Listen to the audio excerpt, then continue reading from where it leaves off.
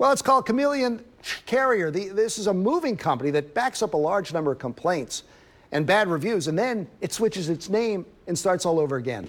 WMER 2 News investigator Mallory Sofaste has been keeping a record so you can stay informed, and she tells us about the latest reincarnation of a very active chameleon carrier and what's being done to stop them, because if it matters to you, it's a matter for Mallory. When looking for a moving company, Janelle Menge put her info on a site and asked for free quotes. She found one. She felt good about her choice, but was contacted by another company who made her think twice. He called me and I was like, no, I have another mover booked already. And he's like, well, who is it? And he goes, they're a broker, not an actual mover. He followed up with an email highlighting the company's poor reviews, then sent a link to a Better Business Bureau rating. Not the F rating for the mover he worked for, Unified Van Lines, but a link to Unified Moving Services, another Maryland company with an A+ rating. Menge didn't realize the two were different and was sold on Unified Van Lines. After talking to him, I finally paid the deposit, and then I couldn't get a hold of him after I paid the deposit.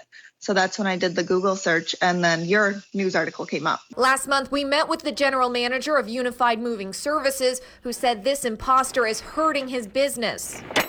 A lot of people calling and complaining, thinking that we were them, that we found out they were giving our information as their company. Menge called to cancel the move and requested a refund of her nearly $1,000 deposit. I'm glad that I found it all out before they had my stuff, and I paid them almost $5,000. Others weren't so lucky. The Federal Motor Carrier Safety Administration launched an investigation into Unified Van Lines. They suspended their moving authority in March, but business continued.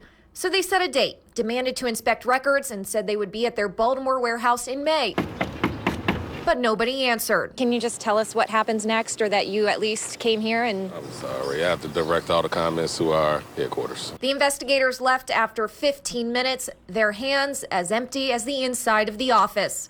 The next day, WMER 2 News was sent video of operations resuming at that very same location. Finally, a break in Springfield, Missouri. The Christian County Sheriff's Office raided a warehouse reportedly used by Unified Van Lines. 2 arrests were made, but no charges have been filed. The Sheriff's Office is working alongside the FBI and trying to get a U.S. attorney to take notice. In the meantime, the man linked to Unified Van Lines, Presidential Moving, Public Moving Services, and a dozen other companies has landed with a new mover, Flagship Van Lines. Since that happened to us, I would not trust anybody else. I don't care if it's United Van Lines, anybody, I don't care. We hired U-Haul and we're just going to do it ourselves. The American Moving and Storage Association says companies like this one hurt the legitimate professional moving industry, and they're urging the FMCSA to do everything they can to help these consumers.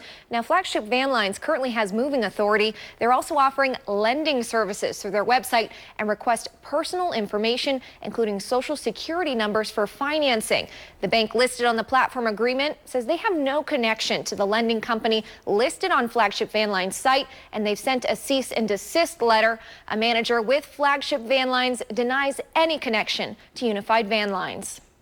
All right, to see the connections between Flagship and Unified, you can visit our website, WMER2news.com/consumer. And there you can find all of Mallory's reporting on these moving companies.